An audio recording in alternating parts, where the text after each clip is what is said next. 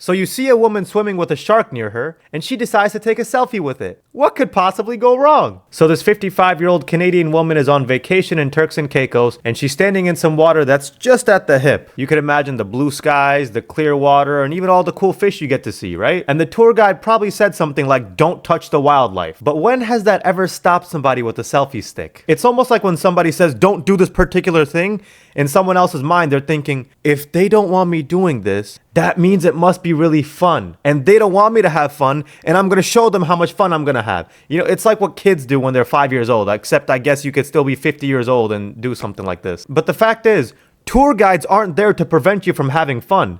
They're there to prevent you from getting your hands bit off. Oh, shit.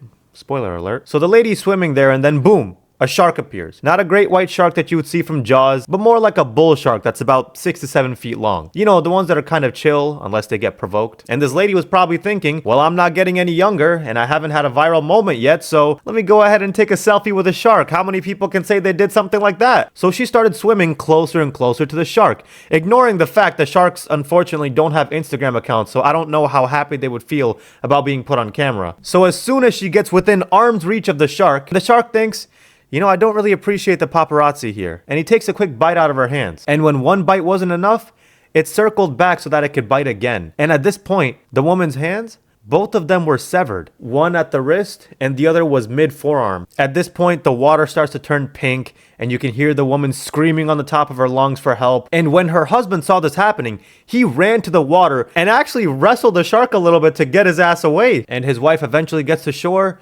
where she collapses. It's just wild how social media turns us into a species that values clout over common sense. And to be honest, sharks aren't even the real villain here. Sharks obviously get a bad rep because of Hollywood and movies like Jaws, but you're more likely to die from a falling coconut or a vending machine than getting eaten up by a shark. But this woman, she is the epitome of if you play stupid games, you win stupid prizes. So even though she tried to get fame from taking a selfie, well now, the most famous picture of her is where she's lying on the beach unconscious because she just got bitten by a shark. So the tour guides are scrambling like, are you freaking serious? And the shark's just vibing in the back like, I didn't even want to do that. You made me do it though. Meanwhile, her husband is probably experiencing every stage of grief at once. Anyway, she gets rushed to the hospital and airlifted to Canada. Now, when an incident like this happens, a tiny country like Turks and Caicos that relies a lot on tourism now has to deal with bad press, potential restrictions, and financial losses because one person couldn't handle the idea that you can't take selfies with sharks. So this lady's back in Canada and she's racking up a lot of medical bills. And that's when she decided to start up a GoFundMe